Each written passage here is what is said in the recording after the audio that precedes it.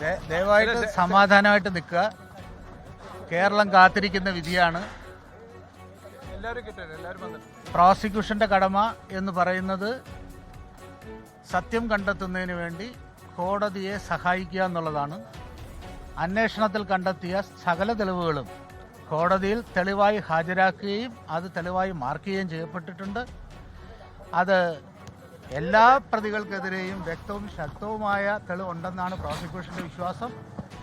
ഇനി അവയെല്ലാം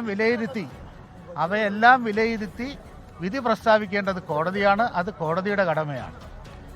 സ്ത്രീ സുരക്ഷയെക്കുറിച്ച് വളരെ ശക്തമായ നിലപാടുള്ള ഒരു സർക്കാരിൻ്റെ, പ്രത്യേകിച്ച് മുഖ്യമന്ത്രിയുടെയും മന്ത്രിസഭയുടെയും ഈ രാജ്യത്തെ പോലീസ് സംവിധാനത്തിൻ്റെയും പ്രോസിക്യൂഷൻ സംവിധാനത്തിൻ്റെയും പൂർണ്ണമായ പിന്തുണ ഈ കേസിൽ പ്രോസിക്യൂഷൻ നടത്തുന്നതിനുണ്ടായിട്ടുണ്ട്.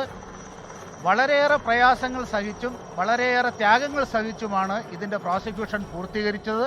അതിൽ അതിയായ സന്തോഷമുണ്ട്. നിങ്ങളോടൊപ്പം തന്നെ വിധി കേൾക്കുന്നതിന് ആകാംക്ഷയുണ്ട്. ആത്മവിശ്വാസത്തിനാണ്. ശരി.